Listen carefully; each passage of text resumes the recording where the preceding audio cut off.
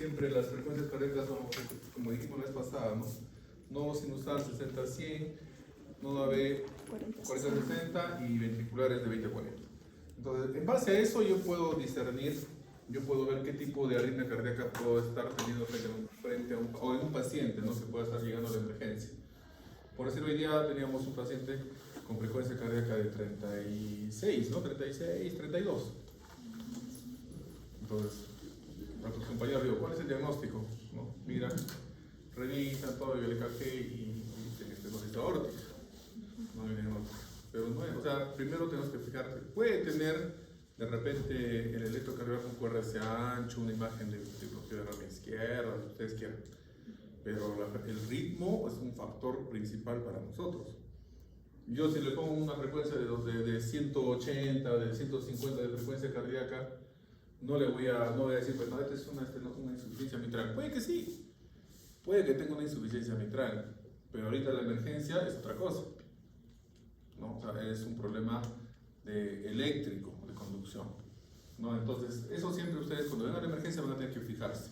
Este es un electrocardiograma que siempre llega a la emergencia, ¿no? Pues es una taquicardia supraventricular, es la imagen, es el nombre genérico que tiene de un trazado electrocardiográfico, porque acá no encontramos ondas P, encontramos solamente un trazado de puro complejos QRS, y a veces podemos, dependiendo de qué se trata, podemos encontrar una P metida dentro del QRS o después del QRS, ¿no? Esos son los taquicardias retrantes nodales que vamos a ver más adelante.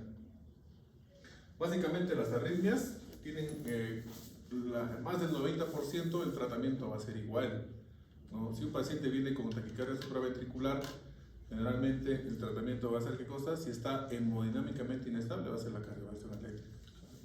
O si podemos hacer algún tipo de medicamento. Pero generalmente, si está el paciente inestable, está chocado, está casi a veces hay arritmias sin pulso, como son las taquicardias ventriculares, donde requiere cardiovasión urgente. Entonces yo no puedo esperar más. Entonces yo toco pulso, veo qué más ha sido el problema, qué antecedentes tiene el paciente y de acuerdo a eso actúo muy rápido, ¿no?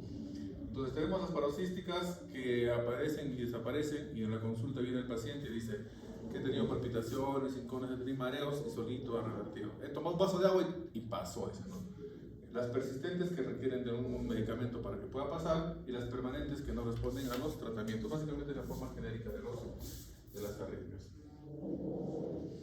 Tenemos estas arritmias donde dice cuando hay tejido auricular necesario para que se realice la taquicardia, ¿no? Entonces ahí tenemos todo lo que es fibrilación, flúter, porque cuando hablábamos la vez pasada decíamos que las arritmias cardíacas que se originan generalmente en la aurícula izquierda va a ser las fibrilaciones auriculares.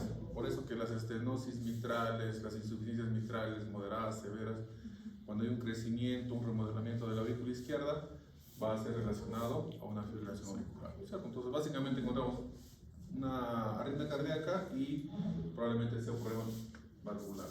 Flúter, derechas, ¿no es cierto? Y las taquicardias auriculares. Entonces, cuando hay participa el nodo AB, vamos a encontrar las taquicardias retrantes nodales y las que participan de la vía accesoria, que es el Wolff-Parkinson-White como principal, ¿no? Justo ayer también había en la consulta un paciente que, ya no vamos a hablar mucho, un paciente de 18 años de edad, ¿no? Que había presentado taquicardia supraventricular. Había llegado a la emergencia y habían cardiovertido, lo que no sé con qué había recargado, creo que le había cardiovertido eléctricamente, no pregunté más. Y entonces le tomamos un electro de base ahí en el hospital y salió un Wolff-Parkinson, ¿no? Entonces, el tratamiento del Wolff-Parkinson-White va a depender mucho de cómo se encuentre y de los síntomas que presente el paciente, ¿no? Entonces tenemos las taquicardias retrantes nodales, que tenemos una vía típica y la atípica, ¿no? ¿Cuál es la característica de esas taquicardias retrantes nodales?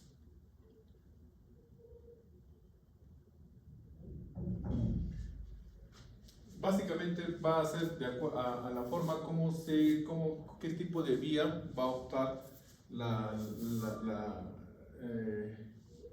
hay una vía rápida y una vía lenta, y la actividad eléctrica pasa pues hacia el ventrículo, y cuando esta arritmia va a aparecer cuando existe una extrasístole, un latido anómalo que puede aparecer en cualquier momento. Y en las vías comunes va a agarrar la vía rápida, ¿no? Y en las atípicas, la vía lenta. Y de acuerdo a eso, vamos a encontrar este complejo QRS, donde ustedes van a ver una diferencia acá, algo ven aquí de alterado. Estos son como lo anterior, ¿no? Como la primera diapositiva donde estaba la frecuencia cardíaca de 180. No ven onda P, o encuentran algo ahí. ¿Ven algo ahí? No hay P y su T no está muy elevado. Su T no está muy elevada, sí está elevada. Pero aquí el problema es la onda P, ¿no? Entonces, en la vía típica va a despolarizar en forma simultánea tanto a la aurícula como al ventrículo, en las típicas. Por eso que encontramos las ondas P dentro del complejo QRS. ¿Y dónde está la P aquí? Vamos a encontrar como en una pseudo, como esta barbillita aquí, que está dentro del complejo QRS, o encontramos, por decir, aquí ven, una barriguita aquí en la P. Entonces es una onda P, pero es una onda P auricular, no es una onda P sinusal, ¿no? Entonces está metido en la actividad eléctrica, ha despolarizado en forma simultánea la aurícula con el ventrículo. En la típica es diferente, ¿no? En la típica va a despolarizar primero el ventrículo y después la aurícula. Va a ser al revés, ¿no? Porque va primero a despolarizar el ventrículo y va a pasar a contraer la aurícula por la vía lenta. Entonces, vamos a encontrar una P posterior al complejo QRS. Entonces, básicamente eso, ¿no?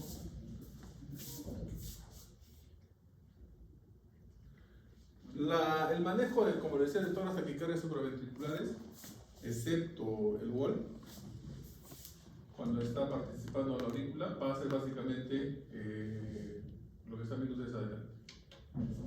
Primero, maniobras vagales podemos hacer si es que el paciente está estable, porque hay pacientes que vienen tranquilos, con mareos un poquito. Y la maniobra principal va a ser el soplar una jeringa de 5. Le decimos que sople por donde entra donde se coloca la aguja, por ahí hacemos soplar y movilizamos el émbolo, ¿no? Entonces dice sopla con toda, entonces crea una presión a nivel de la caja torácica y que movilice todo el émbolo hasta el final. Una vez que terminó de movilizar, cuando el paciente está sentado al costado de la camilla, lo hacemos echar, ¿no? Con las piernas arriba. Entonces básicamente esa es una maniobra muy buena. La otra son pues masaje carocidio. ¿El otro cuál es? Oclusión, presión de los ojos. ¿Qué más? Jalar la lengua, dice. Tomar un vaso caliente, un vaso helado, un vaso con agua helada. Básicamente eso, ¿no? Pero el primero es el que le decía yo a ustedes, ¿no? Si encontramos deterioro hemodinámico, sí va a ir. Generalmente dicen que hay un medicamento que se llama adenosina. La adenosina es un medicamento que hace como un reinicio de la computadora, ¿no? Se le administra sin diluir el medicamento, se le administra 6 miligramos en forma directa, sin extensión DIS, se le coloca solamente la boca, la llave de triple vía, en una jeringa colocamos 5 centímetros de cloruro y en la otra la ampollita, la jeringuita con la ampolla. Entonces se pasa de frente la adenosina en bolo, seguido de eso pasamos el cloruro, pero en forma directa, no puede ir ni siquiera el cablecito, nada. Porque hemos visto que cuanto más largo es el cable, peor, mejor, no hace efecto. Y cuando se pasa diluido, peor, no. Tiene que ser en bolo, directo tiene que estar. Entonces hace que la taquicardia en un momento hace una pausa el paciente y nuevamente empieza a reiniciar en ritmo sinusal, ¿no? Entonces eso es lo que hace la adenosina. ¿Quién está contraindicado? Pacientes coronarios y pacientes asmáticos, lo que no se debe poner, ¿no? Y el principal es pues, la cardioversión eléctrica, ¿no? Siempre y cuando hay que tener presente siempre si el paciente ya ha tenido varios episodios de este problema, porque ustedes saben que la cardioversión eléctrica puede movilizar trombos, no se tienen cuidado siempre. Si el paciente está estable, se pasa a verapamil. Verapamil lo podemos cargar una ampolla en 20 cc de cloruro y pasamos en 3 a 5 minutos, lentito pasamos, ¿no? ¿Cuál es el problema del verapamilo? que también disminuye la frecuencia cardíaca, mejora o bueno, cambia ritmo sinusal, pero también produce hipotensión, es su agregado del verapamilo, ¿no? Entonces, todo paciente que esté inestable con presión baja, nunca podemos poner verapamilo, porque le causamos mayor deterioro hemodinámico. Ya los demás pueden ser vía oral, ¿no? El THC, betabloqueantes, ya son vía medicamentos vía orales que tenemos aquí. En otros lugares tenemos betabloqueantes endovenosos, pero acá no. Una vez que está estable el paciente, recién podemos hacer un estudio electrofisiológico, ¿no?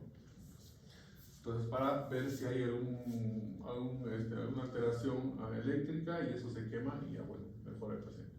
Pero generalmente responden a los tratamientos orales, ¿no? Podemos usar bisoprolol en los pacientes, podemos usar propanolol, dependiendo del caso del paciente.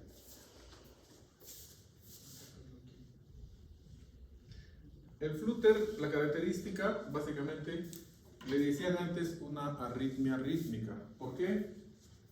Porque si ustedes se dan cuenta, es una arritmia, no hay onda P, son ondas Fs, y cada serrucho es, ¿qué cosa? Es una contracción auricular. No está contrayendo y solamente una despolariza el ventrículo.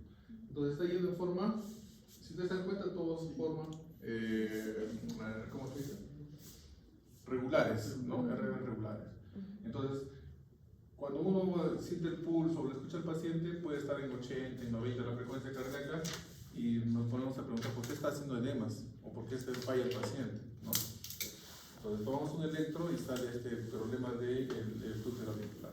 Entonces el flúter auricular, si ustedes se dan cuenta, dice frecuencias cardíacas de 240 a 350 latidos, pero esa es la actividad auricular, ¿no? Acá miren, de cada cuánto hay como 300. Por eso a eso se refiere, ¿no? Entonces, pero hay flúteres de conducción variable. O sea, acá puede haber, por decir aquí puede haber, acá cuántas hay, 1, 2, 3, 1, 2, 3, ¿no? Todos tienen 3. Pero puede haber una de 3, aquí de 4, de 3, de 4. Entonces, para eso yo agarro mi papelito y miro, pues, ¿no? Todos tienen que ser, si este es de 3, acá también tiene que haber, por acá tiene que haber otro de 3. Si este es de 4, también tiene que haber otro de 4 por ahí. No es como la fibrilación, donde es todo desordenado, no hay no pequeño no largo, ¿no? Entonces, eso se llama conducción variable, ¿no? Entonces, algunos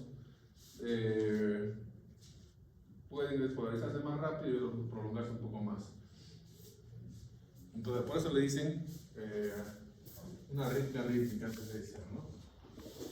El tratamiento básicamente también va a ser la cardioversión eléctrica, pero también se podría usar ibutilina, ¿no?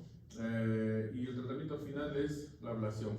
Entre la fibrilación auricular y el flúter auricular, preferimos que nuestro paciente, entre los dos, que sea un poco más difícil o mejorar la funcionalidad o la hemodinámica del paciente, preferimos que esté en fibrilación que en flúter, porque el flúter es bien difícil de revertir, ¿no? Al final el tratamiento va a ser igual con cardioversión para que pase el ritmo sinusal y mucho va a depender de la estructura del corazón. Entonces, en el flúter, como les decía, siempre hay que ver el lado derecho, la aurícula derecha. También tenemos las taquicardias sinusales, encontramos a pacientes con frecuencias cardíacas altas, ¿no? Pero es por un aumento del automatismo. Generalmente pacientes con ansiedad, estrés, a veces puede estar relacionado a hipertiroidismo. El tratamiento siempre va a ser, podemos usar igual betabloqueantes en los pacientes, ¿no? Encontramos a pacientes sentados como ustedes con frecuencia de 150, por ejemplo, ¿no? En el grupo pasado después decíamos, a ver, ¿quién juega Dota? Entonces, a veces los ansiosos por estrés, o sea, por los que juegan generalmente esos juegos en línea, a veces hay gente que no duerme y presentan estos problemas de taquicardia, ¿no? Ahora, esta taquicardia auricular focal, ¿cómo ustedes ven que es auricular focal? Por la presencia auricular nomás, ¿no? Por la presencia de ondas P negativas en la derivada 2, porque puede ser una taquicardia sinusal. Pero como es P negativa en la derivada 2, ya es un ritmo auricular, ¿no? Entonces podemos encontrar de un solo foco, porque en las auriculares hay actividades eléctricas que simulan el ritmo sinusal en alguna pared de la aurícula izquierda, pero pueden haber otros poquitos de estas paredes que están descargando la actividad eléctrica y contraen al ventrículo. Entonces podemos encontrar unifocales y podemos encontrar multifocales, ¿no?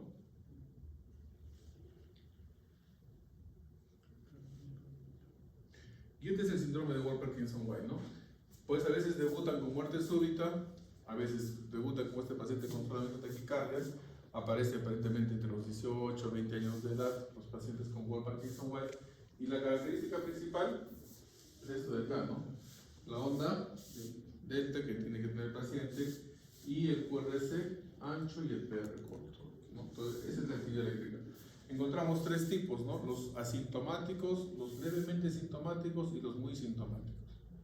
Entonces, a veces los asintomáticos toda su vida pasan con hacen un hallazgo cuando lo van a operar, por decir Wolff-Parkinson. Bueno, hay algunos que tienen algunas palpitaciones, pero hacen su vida normal. Y los otros sí paran llegando a la emergencia por sus problemas a veces por fibrilación auricular preexcitada, se llama, ¿no? Entonces, a ellos generalmente cardioversión eléctrica. El problema es que ustedes saben que todas las actividades eléctricas pasan de la aurícula al ventrículo por el nodo AB, pero como es un cambio accesorio aquí, muchas de las actividades eléctricas pueden pasar de frente hacia el ventrículo, ¿no? Y generando aumento de frecuencia cardíaca, ¿no? Entonces, el problema es esto cuando pasa de frente, porque ustedes saben que el nodo AB hace que retrase la velocidad de conducción. Entonces, si pasa de frente, imagínense con la velocidad que pasa. Entonces, hacen esos circuitos, ¿no? Hay anterórado. Y en los pacientes, generalmente, hay un deterioro hemodinámico, ¿no? Entonces, eso es lo que puede generar, ¿no? Taquicardias paroxísticas por entrada. Y se agrava, dice la presentación, cuando hay las fibrilaciones preexcitadas, ¿no? Entonces, eso es lo que genera. Y eso es lo que presentó este pacientito, ¿no?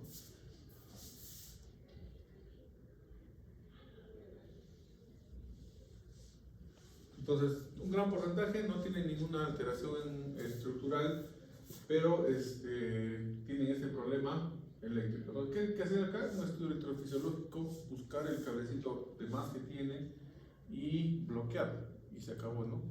Nosotros teníamos un paciente que tenía, un médico que tenía este problema de Wolff, ¿no? Hacía frecuencias cardíacas de 180, 200 y revertía. Y al final un evento salió que tenía Wolff-Parkinson-White. Fue a Lima, hicieron su ablación con catéter, ya tranquilo. Acuérdense que puede ser, el tratamiento puede tener recaídas, ¿no? Puede haber recidivos, puede volver a hacerlo. Pero hasta el momento el paciente está, o el médico está bien, ¿no? Entonces, estas son las características. Intervalo menos de 0,12. ¿Qué más? Un QRS de mayores de 11 o de 110 milisegundos o 0,11 y la presencia de la barriguita de la onda delta, y puede presentarse la T negativa, no siempre, puede presentarse, no siempre se presenta.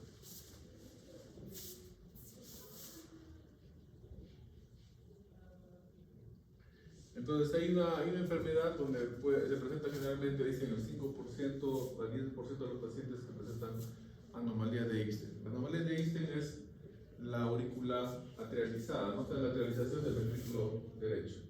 Una aurícula está arriba por el adosamiento de la valva de la tricuspidia hacia la pared interventricular. Entonces hace que la aurícula derecha sea mucho más grande que su ventrículo. Ahí se presenta también el Wolff-Parkinson-White.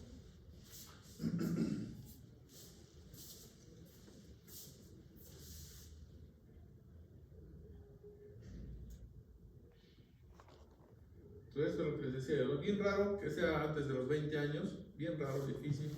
Y están los tres tipos, y en jóvenes niños, difícil que pueda presentarse este problema, ¿no? Bueno, esto no vamos a ver. Y las taquicardias ventriculares, que sí son un problema en la emergencia, ¿no? Por decir, hay un paciente que puede venir, encontramos taquicardias supraventriculares con QRS ancho, por decir, ustedes han visto los bloqueos de rama derecha. Un bloqueo de rama derecha que haga taquicardia supraventricular, podemos pensar que puede estar presentando una taquicardia ventricular, porque es un QRS ancho. Las taquicardias ventriculares generalmente son QRS anchos, ¿no? Entonces, ¿cuál va a ser la diferencia? Generalmente las taquicardias ventriculares nos hacen deterioro hemodinámico, más no las taquicardias supraventriculares, ¿no? Se marean, un poco se pueden hipotensar, se pueden deteriorar, pero no tan rápido como las ventriculares. Las ventriculares es muy rápido porque el corazón se mueve como una maragüita nomás, ¿no? No es, así nomás está, ¿no? Y no hay perfusión hacia el cerebro, por eso que hacen problemas, ¿no?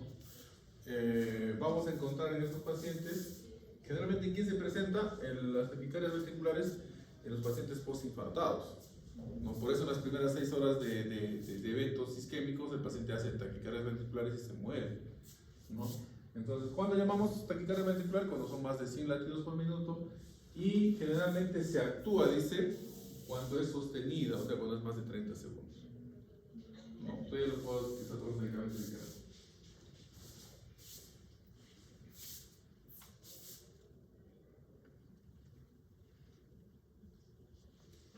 Entonces, en las taquicardias ventriculares, ¿qué vamos a presentar? Palpitaciones, deterioro hemodinámico, desmayos y muerte súbita. Se muere el paciente, no se muere.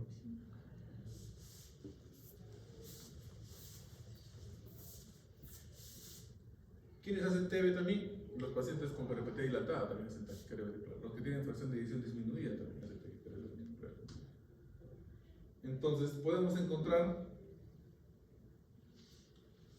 las monomórficas, que son de un solo lado de actividad, de un solo foco salen las actividades ventriculares, y las polimórficas. Acuérdense que los trastornos también de las canalopatías, como hablábamos, o los QTs prolongados, nos van a dar esta imagen de TB, ¿no? De taquicardia ventricular.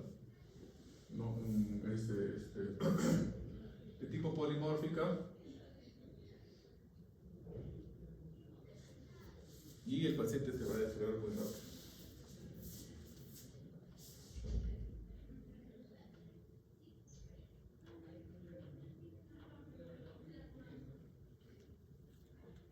¿Qué es lo que causa el problema por hacer una fibrilación, una arritmia cardíaca en el corazón? ¿Por qué hace falla cardíaca generalmente? Porque la actividad, la contracción de la aurícula debería desencadenar, todo el volumen de la aurícula izquierda debería pasar en forma sincrónica hacia el ventrículo izquierdo. Ese es el llenado activo, ¿no es cierto? Porque hay un llenado pasivo y un llenado activo. Entonces, cuando se encuentra con una válvula mitral o tricuspida cerrada, la aurícula, ¿qué hace? ¿A dónde vas a sacar? Ahí nomás queda, pero retrocede, ¿no? Entonces, con la frecuencia de la arritmia que hace el paciente, va deteriorando las válvulas, ¿no? Va mejorando las válvulas. Por eso es que se hace falla cardíaca. ¿Qué podemos encontrar en esa disociación auriculoventricular? En el cuello dice ondas de tipo de cañón, en las taquicardias ventriculares. ¿Ves? Los antecedentes de IMA, unos pacientes que van a presentar este tipo de arritmias. Bueno, lo que queremos hablar de fibrilación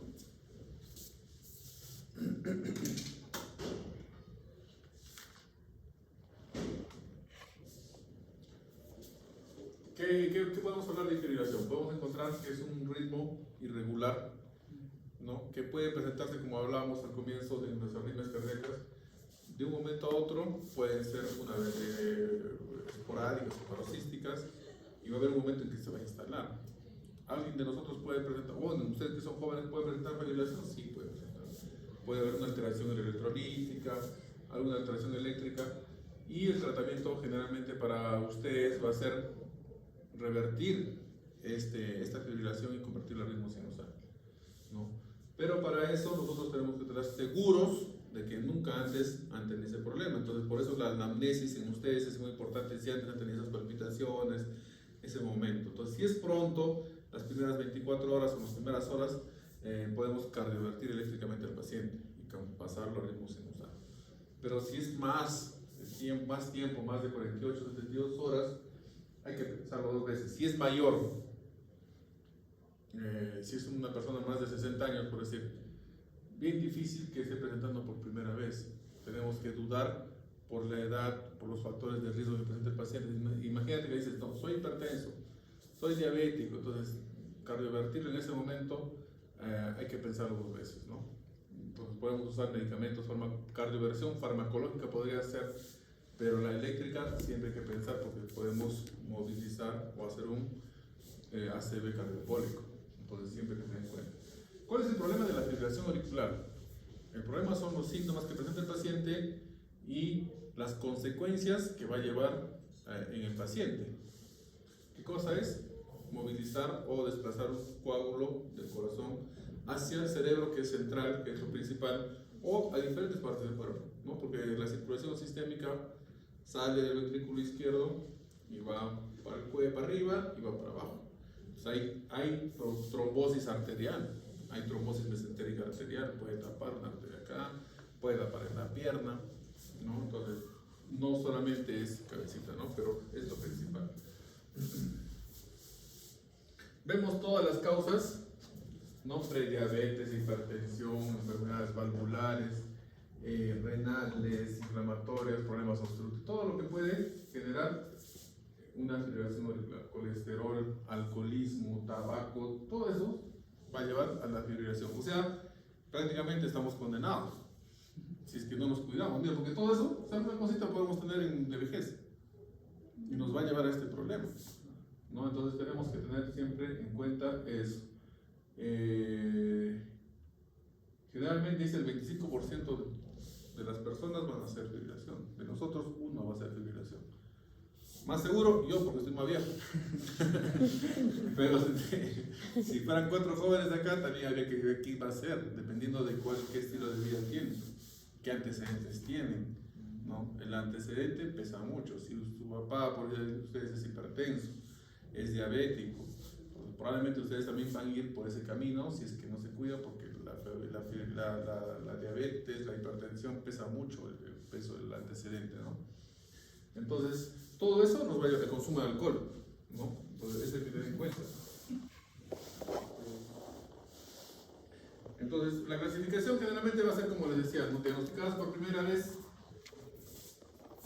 y donde ahí tenemos hasta la, mira, aquí dice, la FA no ha sido diagnosticada antes, independientemente de la duración de la arritmia o la presencia de la gravedad de los síntomas relacionados con ella. Ahí podemos actuar con la cardioversión eléctrica. Cuando es más de 7 días, hay que tener en cuenta si vamos a hacer, porque es un problema. Si se ha repetido, es la segunda vez que hacen arritmia, peor todavía, ¿no? Entonces, hay paroxísticas persistentes de larga duración, donde dice yo, después he tratado como 12 meses de hacer todos los esfuerzos de que el paciente permanezca en ritmo sinusal o de que vuelva al ritmo sinusal. Entonces le puedo dar cualquier antiarrítmico y trato de que se mantenga el ritmo sinusal, justamente por el choque de las valvas con el volumen inyectado de la aurícula. Entonces, cuando es un ritmo normal, fisiológico, no va a dañar nada, pues, y la falla cardíaca va a ser menor. Entonces, dice la persistente de larga duración, le doy todo para que el paciente siga en ritmo sinusal, ¿no? Y la permanente dice, pues, que a pesar de haber drenado todo, siguen en fibrilación auricular, ya no voy a tratar de revertir al ritmo sinusal, sino simplemente voy a controlar su frecuencia cardíaca, ¿no? Entonces, esta generalmente encontramos nosotros en los pacientes ancianos.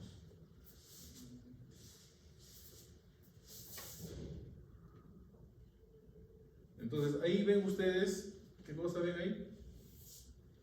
El riesgo de ictus, los síntomas que el paciente... ¿Qué síntomas tendrá el paciente con fibrilación auricular cuando la frecuencia cardíaca es alta? Acuérdense que la fibrilación auricular no siempre es sintomática, o sea, no siempre tiene síntomas. Puede estar viendo su frecuencia en 90 y el paciente piensa que se cansa por sus problemas ya de edad, ¿no? Entonces dicen, sí, me canso, pero por mi edad ya no. Entonces, ahí, si ustedes ven en la clasificación, hay una clasificación donde dice, mira, la FA no genera ningún tipo de síntoma.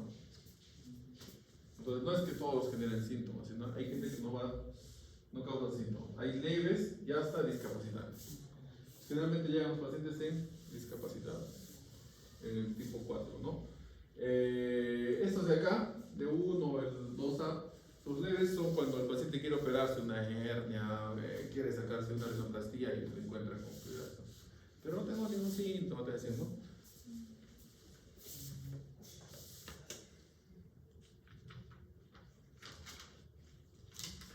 Entonces hay que tener en cuenta siempre, también lo otro es que cuando nosotros tenemos fibrilación auricular, vamos a tener en cuenta que si llegan, hay tres tipos de fibrilación. Generalmente nosotros en la historia clínica vamos a poner fibrilación auricular con respuesta ventricular alta, o sea, FARVA, ¿no? Las siglas nomás, FARVA.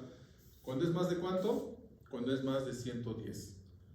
¿Ya? Y la controlada puede ser entre 70 y 110, y las fibrilaciones auriculares con respuesta ventricular baja, menos de 70, menos de 60, pues, ¿no? 60 y 110, ¿no? Menos de 60 ya son bajas. Y lo normal es entre 60 y 110. Y más de 110 ya es alta. ¿Por qué? Es fibrilación auricular con respuesta ventricular alta, respuesta ventricular controlada y baja. FAR-BB, FAR-BC y FARVA, ¿no? Entonces ahí tenemos los tres. ¿Quiénes requieren atención inmediata en la emergencia? O sea, ¿quiénes tengo que tratar en la emergencia en forma rápida? A los pacientes que tienen inestabilidad hemodinámica. ¿Qué más? Frecuencia cardíaca incontrolable, ¿no? O sea, aquí está, ¿no? La inestabilidad hemodinámica generalmente requiere cardioversión. Entonces podemos cardiovertir con el riesgo de que el paciente pueda embolizar. Y eso lo hacen en la emergencia, ¿no? Frecuencia cardíaca incontrolable, que a pesar de los tratamientos que le estoy dando, su frecuencia no mejora. Las bradicardias también son una emergencia. ¿Me claro? Las anginas, los pacientes que ya han hecho un deterioro neurológico, si ya han hecho un ACV.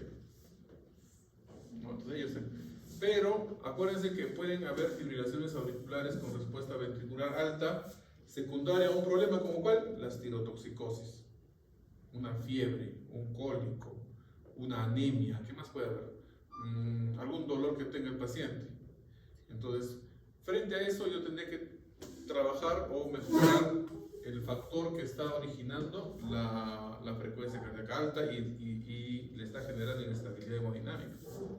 Entonces yo tengo que ver esas cosas. Factores precipitantes, tirotoxicosis, infecciones, los abuelitos, neumonías, infecciones urinarias. Entonces todas esas cosas le pueden generar. Entonces yo no le voy a... Un paciente, por decir, con fiebre alta, 39, que también está con fiebre alta, o está séptico, está con frecuencias altas, yo no le voy a poner un medicamento para controlar su frecuencia cardíaca, porque peor le voy a deteriorar. Tengo que buscar qué factor, qué cosa le está generando que el corazón esté latiendo rápido. Si es una sepsis, tengo que mejorar la sepsis. Acuérdense que los betabloqueantes de tratamiento para controlar la frecuencia cardíaca nunca se dan en pacientes con falla cardíaca aguda. ¿No? Entonces yo la forma de bajar a ese paciente puedo usar pues, un glanotóxido, ¿no? Para bajar su frecuencia. Hay que tener en cuenta también todo eso. Y no voy a tratar de que mi paciente vuelva a ritmo sinusal, como les he dicho. La ecocardio es un examen que nos va a ayudar a ver cómo está la función del corazón, ¿no? La función sistólica del corazón. Entonces, dentro de los objetivos de tratamiento, nosotros vamos a ver que debemos, ¿qué dice? Controlar la respuesta ventricular. Ese es un objetivo de tratamiento. O sea, si está en 120, tengo que bajar a menos de 110. Pero no betabloqueantes en fallas cardíacas agudas. Control del ritmo. Tengo que tratar de que mi paciente vuelva a ritmo sinusal. Pero va a depender de la estructura cardíaca. Si es un paciente con aurícula izquierda más de 55 milímetros, yo ya no voy a tratar de revertir y pasar al ritmo sinusal, porque va a volver otra vez a su fibrilación. Y profilaxis de tromboembolia arterial. ¿Se dan cuenta? O sea, hay tres cosas que tengo que hacer en mi paciente. ¿No? ¿Cuál es el más importante? El tercero, me parece. Y acuérdense también que los pacientes con fibrilación auricular hacen falla cardíaca derecha. A veces hay pacientes que tienen ya hepatopatías crónicas por un paciente con fibrilación ya instalada y me puede generar, se puede estar anticoagulando solito por un problema de hepatopatía crónica secundario a un problema cardíaco. Entonces yo tengo que pedir siempre mi perfil de coagulación en el paciente, tengo que pedir su INR para empezar a anticoagular. Ya ha habido casos, ¿no? Ya ha habido casos donde estás anticoagulando y solito está el paciente con su INR alterado. Entonces, peor, le genera sangrado y se puede morir. ¿Ya? Entonces, eso hay que tener en cuenta.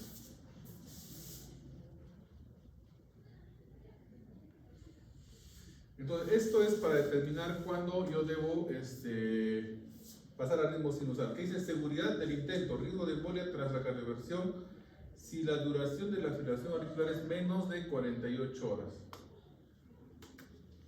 Y si es que nosotros queremos cardiovertir eléctricamente a mi paciente, tiene que estar anticoagulado por 3 semanas y hacerle exámenes de ecografía transtorácica y transesofágica, ¿no? La transtorácica es para ver si hay una aurícula grande, si encontramos un coágulo. Y la transesofágica, ¿para qué es? Para ver un coágulo a nivel de orejuela. Entonces ahí es donde voy a ver. Porque de repente en la transtorácica está limpio, pero en la ET, en la ecografía transesofágica, encontramos en la orejuela un trombito. Entonces esa puede desplazar y ya se la sabe. Entonces por eso tiene que ser la ET también. Entonces hay que ver esto, ¿ves? Cardiopatía estructural, mantenimiento del ritmo sinusal en los pacientes.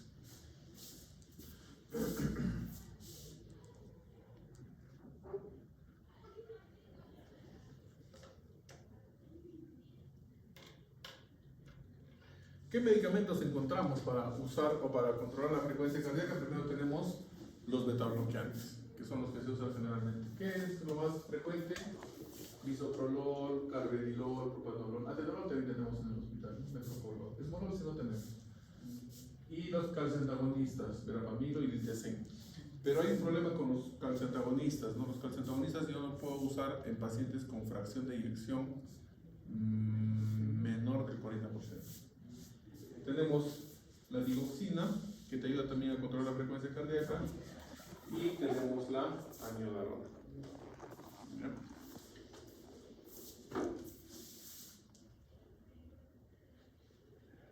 Ahí tenemos todos los medicamentos betabloqueantes, tenemos la digoxina, la amiodarona, y acá es lo que les decía, ¿no? Del litiazem y la verapamilo. Tiene que ser más del 40 de la fracción de eyección para usar, si no, no.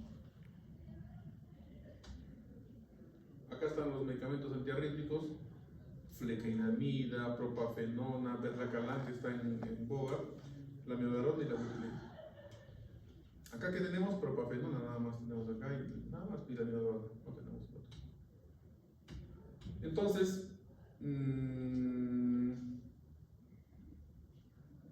hay que tener en cuenta siempre qué vamos a hacer con nuestros pacientes, ¿no? La cardioversión eléctrica siempre vamos a usar con la fibrilación, dice podemos usar entre 120 y 280 para convertir, pero tiene que ser menos de 48 horas o haber anticoagulado más de 3 semanas, ¿no? Es lo que dice. Y 2 semanas después. Flutter y taquicardia, esa es la dosis que se puede usar en estos tipos de pacientes. Entonces vamos a encontrar 3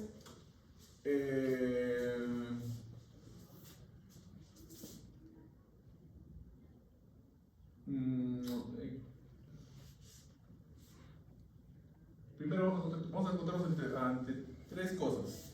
¿El paciente requiere anticoagulación o no? ¿El paciente que tiene fibrilación auricular requiere anticoagulación o no? Y para eso tenemos nuestro CHAS-VAS, ¿no? Nuestra calcula de CHAS-VAS. ¿Qué te valora el CHAS-VAS?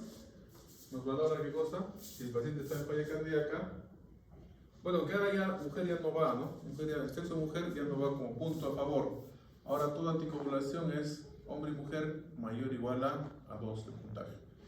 Entonces, en falla cardíaca vemos el paciente cuando tiene choque de punta desplazado, si tiene cardiopatía hipertrófica, le damos un punto. Si es hipertenso también tiene un punto más. Si es más de 75 años, 2 puntos. ¿Ves? O sea, la edad influye mucho. Solito, hay más de 75, ya requiere anticoagulación al paciente. ¿Ves? Pues la edad pesa mucho en problemas cardíacos. La diabetes 1, si ha tenido antecedentes de ictus, 2 puntos. Si ha hecho un ACV antes, ya tienes que anticoagularlo, ¿no? Y si es enfermedad vascular, hay algún problema de placas o infartos previos, también le da un punto. Edad entre 65 y 74, un punto, y esto de mujer no, ¿no? Entonces van mayor o igual a 2, se anticoagula. ¿Ya? Entonces, este CHAS-VAS dice, por decir, ¿tú cuántos años tienes? 24, ya. ¿Falla cardíaca? No creo. ¿Qué cosa puedes tener? Glucosas más de 126, por decir. Ya, estaba con la glucosa más de 126. Porque dice si es diabético o la glucosa más de 125. Le sale 126. Entonces, a ver. Falla cardíaca no tiene, él juega. Hipertenso tampoco. Edad más no tiene. Diabético o glucosa más de 126. Ya. Ictus no hay. Enfermedades y más previos no hay. Edad tampoco. Un punto. ¿Requiere anticoagulación? No requiere. Entonces, para eso sirve. ¿No? Entonces, ¿qué tal? Yo tengo 75 años. ¿No? Nunca he tenido nada, no sufro de nada. No, yo camino normal, ¿no? Trabajo bien, bueno. 75 años, 2 puntos. Pues me tengo que anticoagular.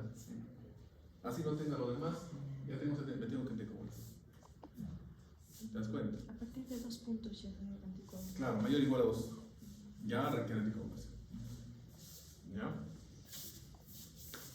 Y después, eso ya no. Acá. Y después que el paciente dice ya, Juan requiere ser anticoagulado, yo tengo que hacer un score, ¿no? Mi Hasley, para ver si el paciente es adecuado para anticoagulación. Entonces me va a valorar otra vez hipertensión, si está mi riñón mal, si está mi hígado mal, si es que yo ha tenido un accidente cerebrovascular previo, hemorragias, ¿no? Estoy tratado, por decir, con ASA, con aspirina, o tengo un INR lábil. Generalmente los pacientes con hepatopatías tienen INR lábiles, ¿no?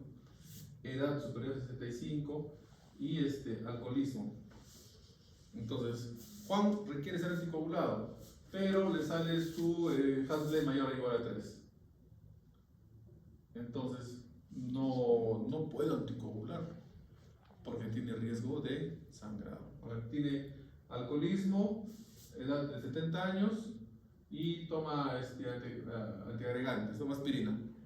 3 puntos. Esto ya requiere mejorar su escala, su escala de Hasley para el riesgo de sangrado. Entonces, esto me impide en un primer momento anticoagular a mi paciente. Entonces, ¿qué hago? Tengo que mejorar sus factores. De repente la edad no lo voy a mejorar, pero de repente las alteraciones de coagulación le mejoro con algunos medicamentos y le vuelvo a hacer otra vez otro examen de Hasley a la semana, 15 días. Si sale 2, ya lo empiezo a anticoagular. Entonces esto me dice, espérate un rato, todavía no anticoagules, mejora esto, suspéndele esto, ayúdale en el hígado o haz cualquier cosa, ¿no? Mejora su función renal o su hipertensión que sea menos, que esté controlada, entonces ya lo empieza a anticoagular. Acuérdense que la presión es un factor importante para no anticoagular porque es de sangrado central, ¿no? Entonces, eso me impide por el momento, pero no es un absoluto. O sea, no me va a decir que ya cortamos la anticoagulación para siempre. Mejoramos y empezamos la anticoagulación. Y el otro factor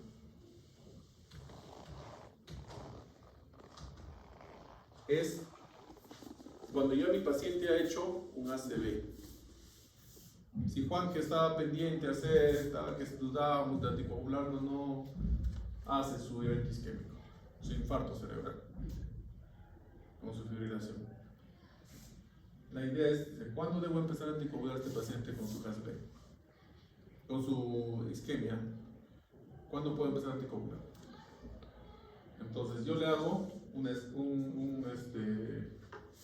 evaluación neurológica, que es el Hasley, que es una evaluación del nivel neurológico, ¿no? Y le doy un puntaje de todo lo que le hago. ¿Por qué? Porque los ACVs isquémicos tienen, si es que yo empiezo a anticoagular, tienen riesgo de convertirse en ACVs hemorrágicos. Entonces, si yo le empiezo a anticoagular, voy a matar a mi paciente.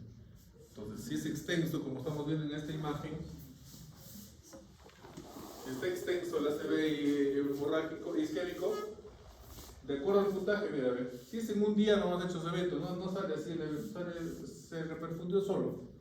Al día siguiente le empiezo a anticoagular a mi paciente. Si ha hecho una escala de MIS menor de 8, al tercer día. Si es severo, recién a las 12 días a 2 semanas empiezo a anticoagular el paciente, para evitar que haga un riesgo hemorrágico. Entonces, y se hace controles de tomografía y todo para ver a nuestros pacientes, ¿no? ¿Se entendió esa parte? Sí, ¿no? Ya. Si mi paciente ha hecho un ACV hemorrágico, yo tengo que esperar de 4 a 6 semanas para anticoagular. O sea, un mes y medio más o menos para dependiendo de la extensión, ¿no?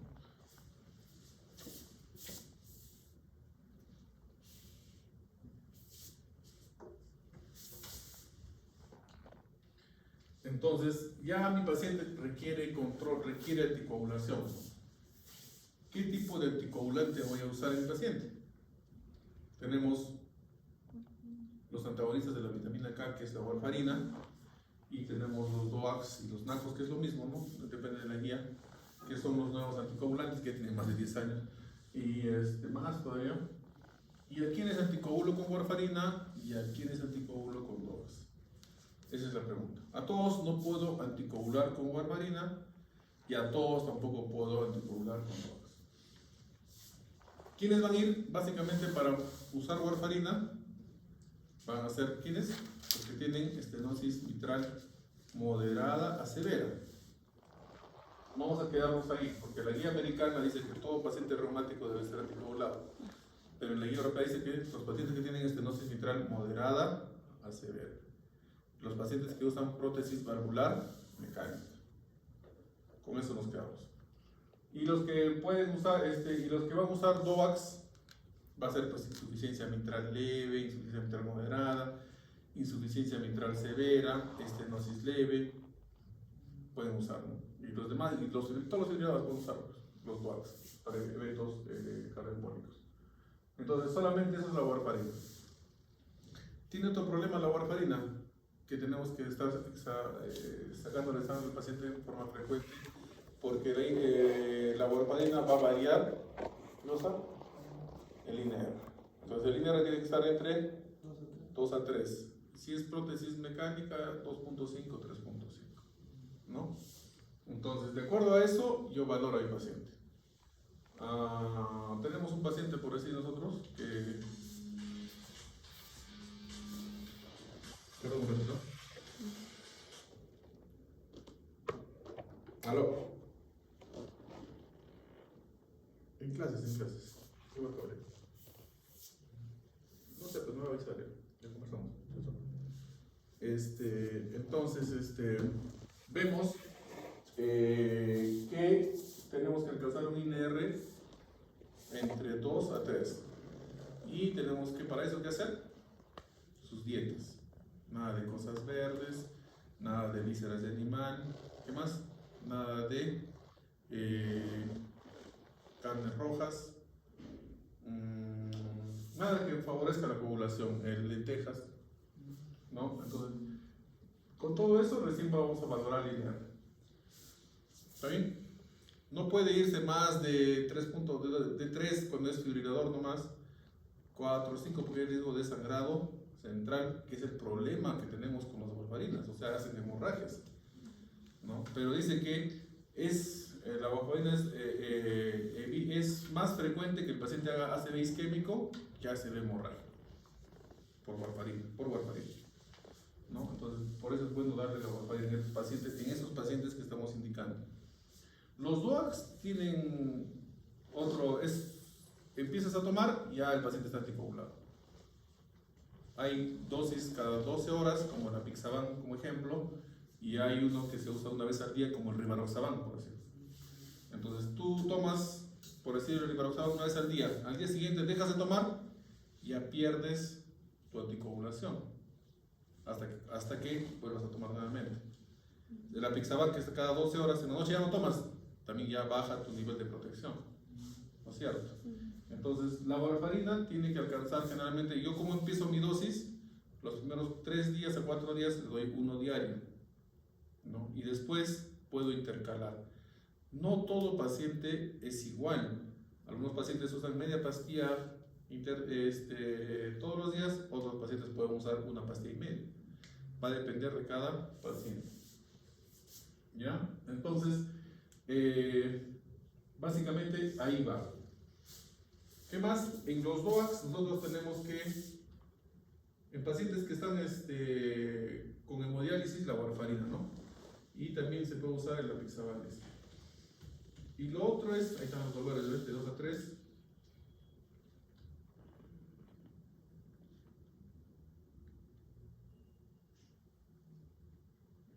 Lo otro que tenemos que tener en cuenta son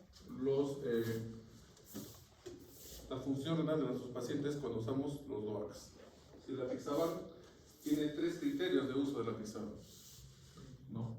Si mi paciente es mayor de 80 años o pesa menor de 60 kilos, pesa menos de 60 kilos, o su riñón o su creatinina es mayor de 1.5, 2 de 3 criterios hacen que yo baje mi dosis a 2.5. O sea, si pasa más de 80 kilos, pero más de 80 años, ya es un criterio. Si pesa menos de 60, ya 2.5. Ya bajé de 5 a 2. El Dabigatran, si mi tasa de filtración glomerular es entre 30 y 49, o su edad es mayor, más de 75 años, simplemente ya le empezó a 110. Ya le bajé, porque la dosis es 150 de Dabigatran. ¿Ya? Pero el Rivaroxaban dice, si su tasa de filtración es menor a 50, ya le doy 15. La dosis normal es 20. Entonces, si su tasa de filtración es 50, menos 50, 15. Entonces, de acuerdo a eso hay que tener en cuenta en nuestros pacientes.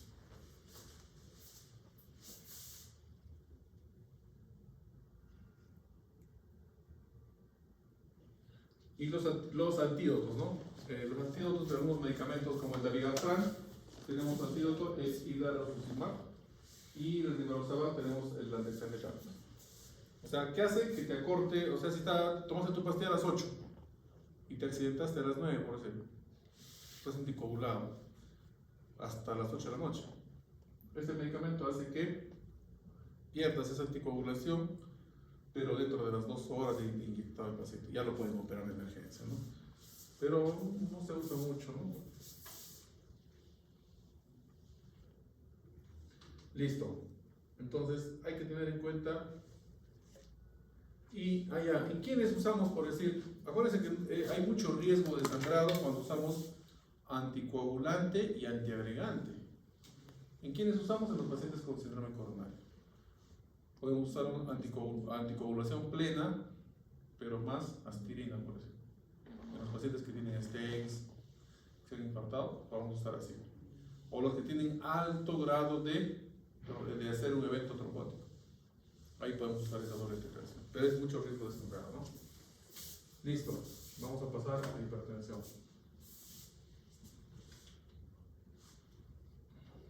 Acá lo colocaste, ¿no? En PPT, doctor. Ahí está. ¿Acá? Al costadito. Ahí están las PPTs.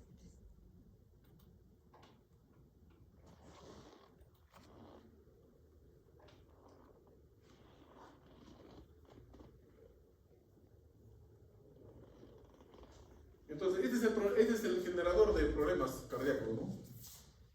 La hipertensión arterial. ¿Por qué? Porque es asintomático. ¿Qué más? Secundaria a todo lo que hacemos, pues igualito, tabaco, obesidad, la falta de hacer ejercicios, todo el antecedente, todo esto es el problema. El exceso de cosas que comemos en la calle, todo eso es. Entonces dice también, cuanto más viejos somos,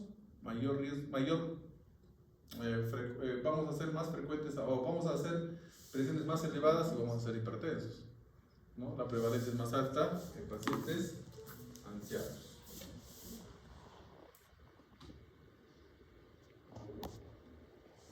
Esta diapositiva es para que vean cómo disminuyendo 10 puntos o 10 milímetros de mercurio, la tasa de hipertensos en Estados Unidos pasó de 32 a 46%, en 10 puntos.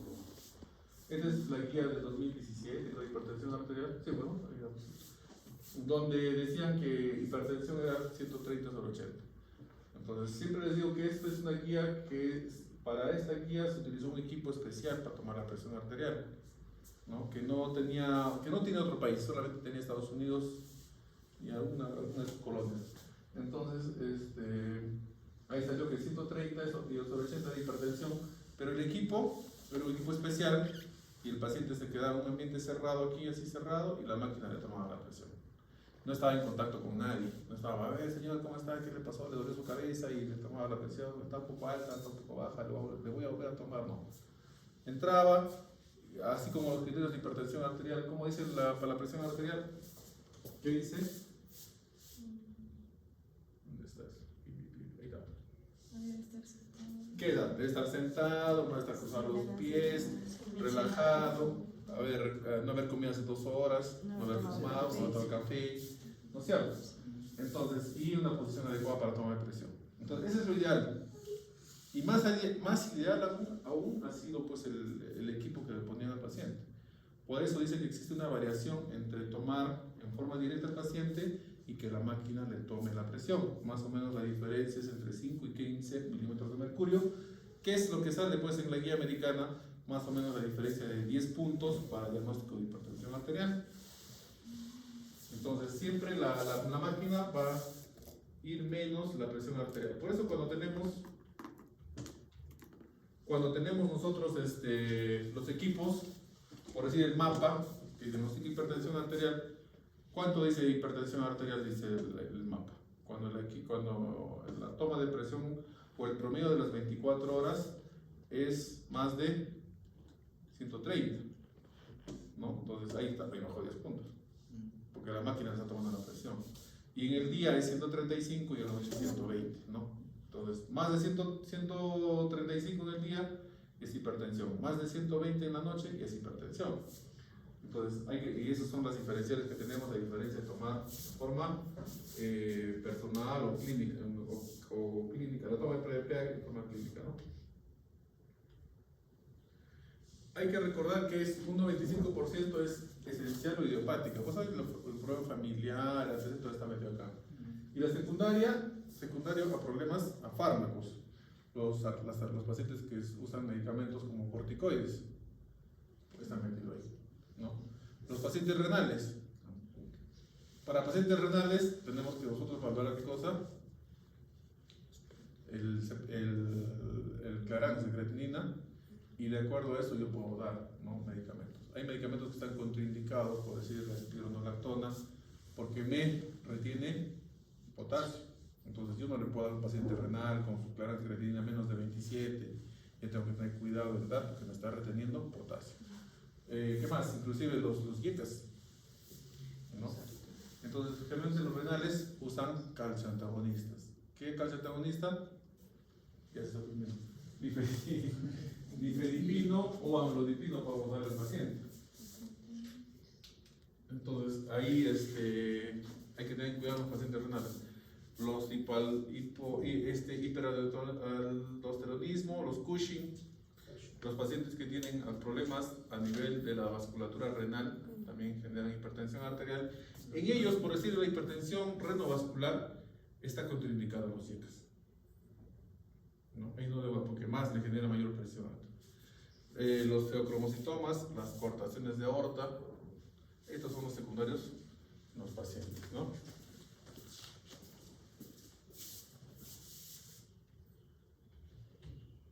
Entonces, para que vean que las guías siempre, hipertensión arterial mayor de 140, la sistólica, en los cuales nos valemos.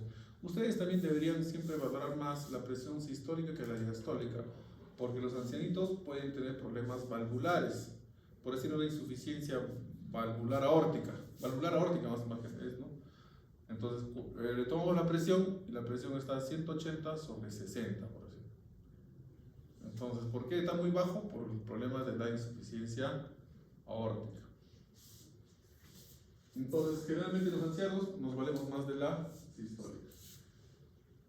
140 a 159 grado 1, grado 2 de 160 a 179, grado 3 180, ¿no? Ese es lo que vemos. Lo óptimo, 120, ¿no? Normal alta de 130 a 139. Entonces, eso hay que recordar siempre, porque eso es lo que vemos.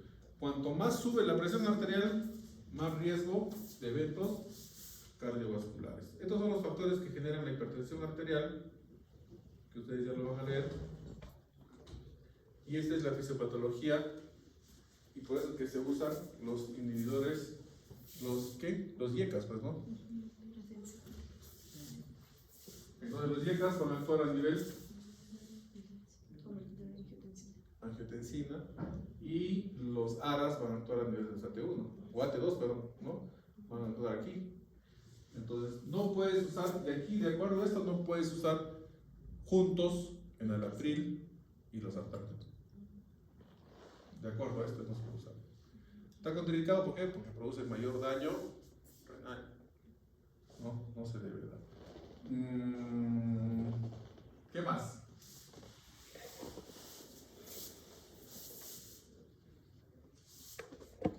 Entonces ahí vemos cuáles son las causas o la fisiología de la hipertensión arterial. Todo, ¿no? Exceso de sodio, el estrés. Por eso que el tratamiento de la hipertensión es multifactorial, ¿no? A veces el estresado, le doy su alprazolam. Le puedo ayudar, un YECA le puedo dar, de acuerdo a la fisiología, pero también le puedo dar un diurético para que repotencie. Es mejor dar un tratamiento con 2 medicamentos que dar un solo medicamento a dosis altas, ¿no? Entonces es mejor, así dice la guía. Hay indicación para pacientes con monodosis. Entonces ya saben la toma de presión arterial y después vamos a ver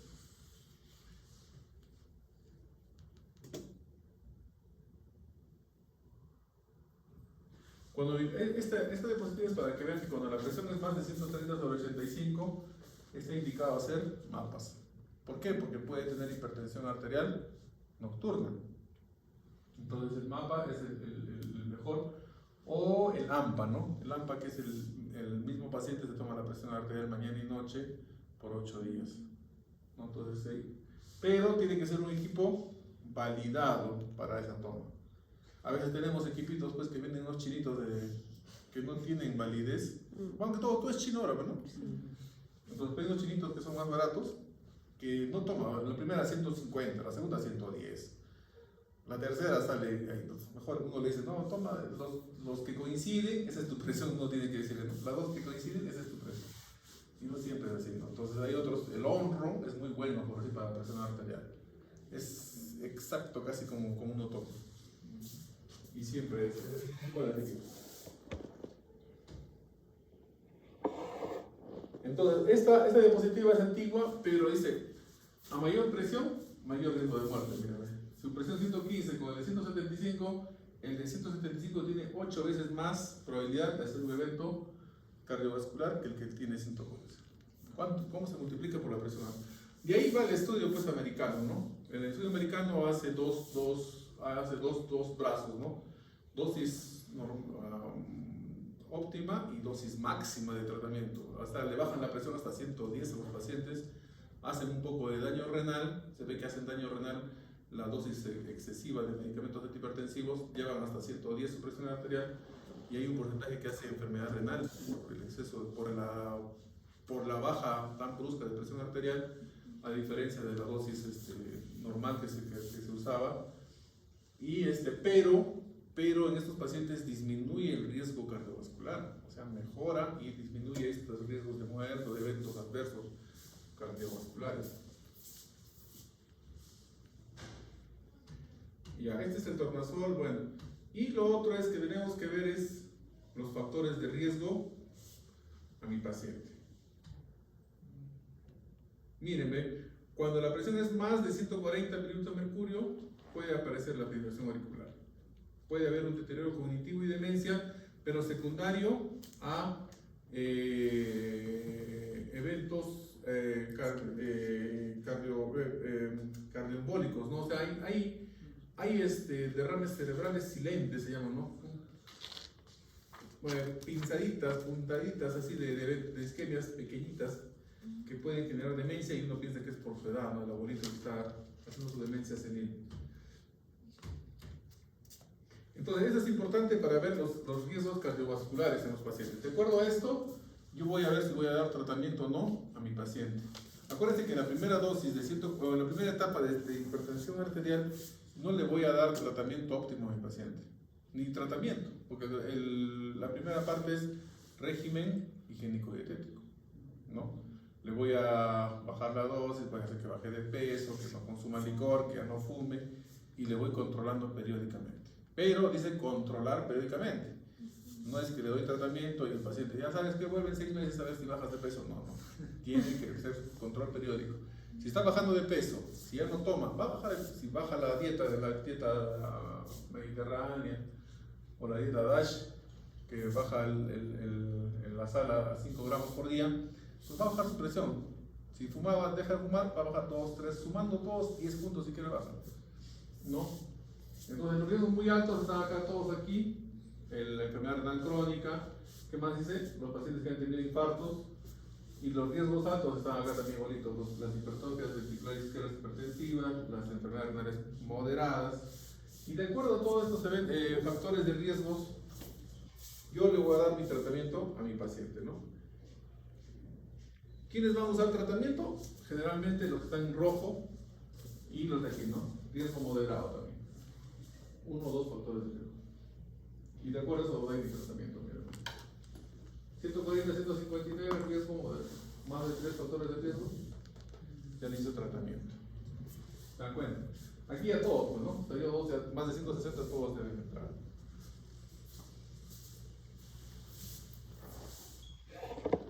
Nos encontramos frente a este evento, a estas 4 posibilidades. Un paciente que tenga la presión normal, el paciente que viene a la consulta y le da miedo al médico, o es un paciente ansioso, el paciente con HT enmascarada, le tomas la presión y está a 130, 125, y llega a su casa, es hipertenso, y tenemos a la hipertensión sostenida, el paciente que ya es hipertenso. Entonces, para salir de dudas, nosotros tenemos que hacer los estudios. 3 tipos de diagnóstico de hipertensión arterial. La clínica, cuando tú le tomas la presión arterial, el AMPA y el MAPA, ¿no? Entonces, de acuerdo a eso, yo diagnostico. Porque, por decir, esta enmascarada, ¿cómo lo voy a diagnosticar? Tiene que ser un equipo externo. Entonces, ahí está el MAPA. El bata blanca, igualito. O sea, es hipertenso. Yo he visto yo varios pacientes con bata blanca, ¿no? 160, 170 de presión arterial. Le vuelven a tomar o le haces el mapa y todo normal, baja, ¿no? 140. Alguna vez, cuando a veces uno depurado le da tratamiento, 160, señora, tome. A la semana siguiente viene el paciente y dice, doctor, me ha dado mucha pastilla que ya se me baja la presión, presión 160, y sin pastillas, ansiosos, de personalidades tipo A. ¿No? Entonces hay que tener cuidado siempre. Por eso se toma pues un día o le citas al día siguiente, otra vez tomas la presión arterial para diagnosticar a los pacientes. Y sus exámenes de laboratorio. ¿Cuáles son? Perfil lipídico, glucosa, creatina, examen de orina. ¿Para qué es importante el examen de orina?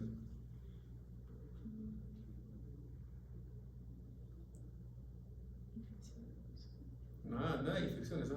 Es para ver proteínas, ¿no? O sea, nosotros para ver si hay daño renal, ¿no? O sea, básicamente por la presión. Si estamos viendo proteínas, significa que el paciente ya está haciendo daño orgánico, ¿no? Está haciendo daño orgánico. Ya, entonces tenemos el AMPA, que dice es hipertenso cuando es más de 135 sobre 85, pero siempre se hace la toma de presión en reposo. Tenemos el MAPA y estos son los valores del MAPA, como les decía, ¿no? 135 diurna, 120 en la noche, el promedio 130. Este es bata blanca, y estos son los que hacen enmascarada, ¿no? Fumadores, los que consumen licor, renales, etc.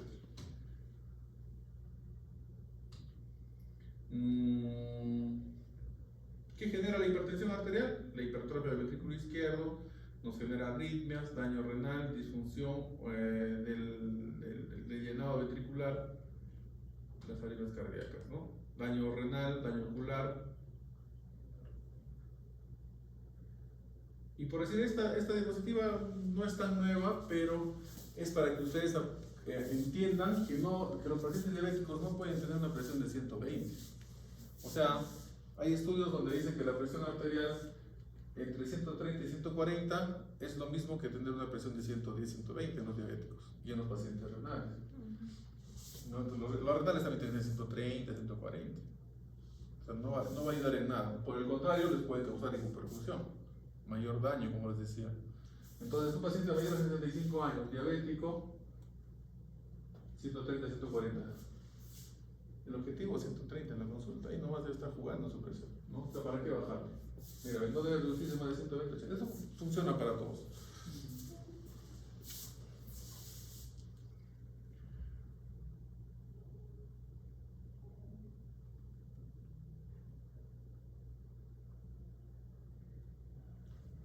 Los tratamientos van a ir de acuerdo acá, ¿no?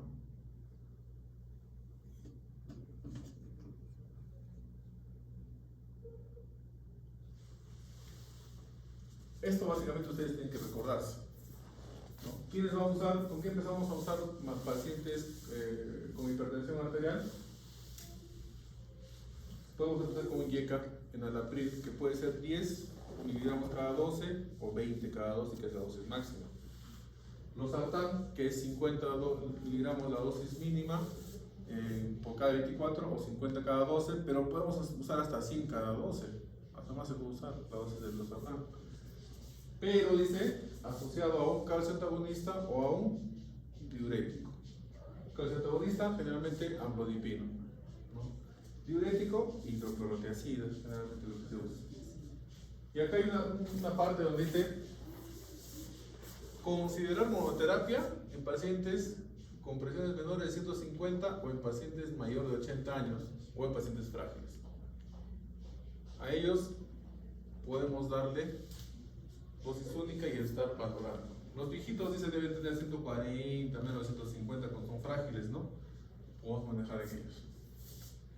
Si no responde al tratamiento así, en la primera fase vamos a darle dosis máxima del medicamento. Si estaba con 10 en Alapril cada 12, le damos 20 cada 12.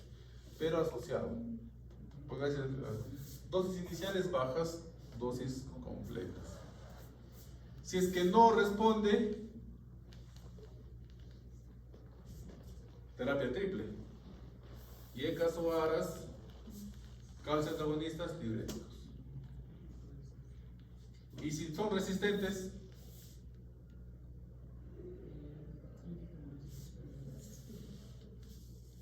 le agregamos espironolactona. Pero hay que ver siempre la función renal. Espironolactona para un paciente renal, contraindicado. No hay que. Está en diálisis, pero.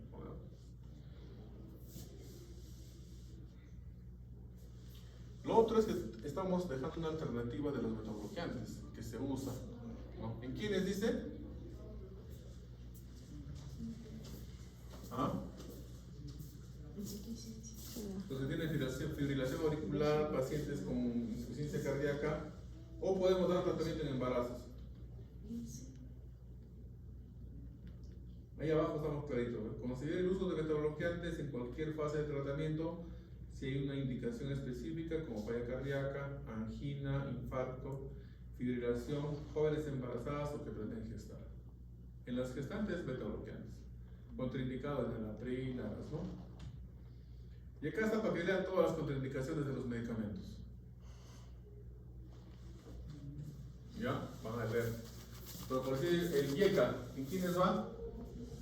Contraindicado en embarazo. Como les decía, en pacientes con estenosis bilateral renal no se debe dar. Y los potasios mayores de 5.5 tampoco se puede dar, los IECAs. Usted tiene para que lean.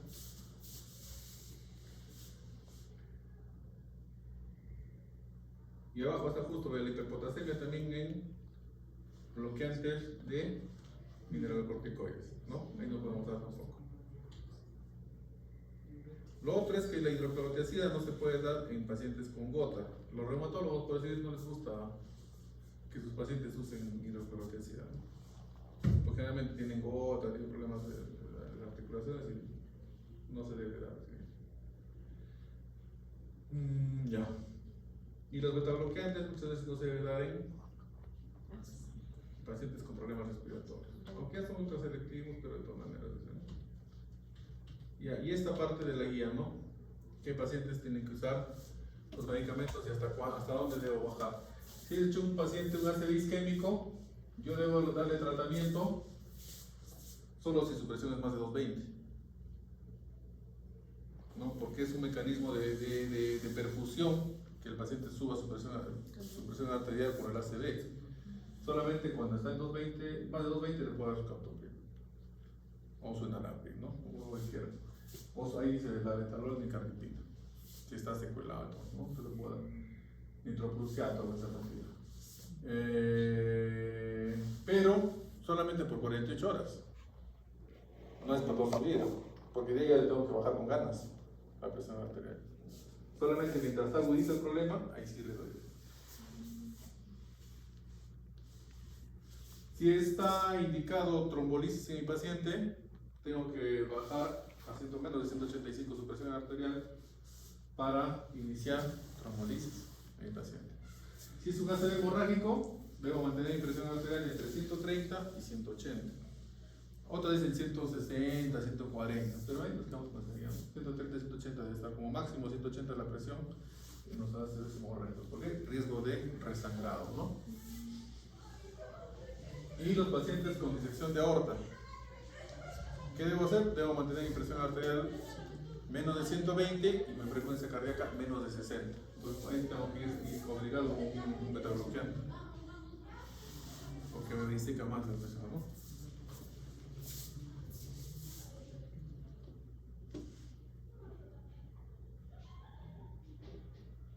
Me parece que acá dice, la hemorragia cerebral aguda debe ser menos de 140 90. Pero nos quedamos con esta de acá, entre 130 y 180. ¿Está bien? Y lo último, ya se pasó, ¿no? Sí, doctor. Ya nos pasamos. Ya nos quedamos. Podríamos recuperar eso.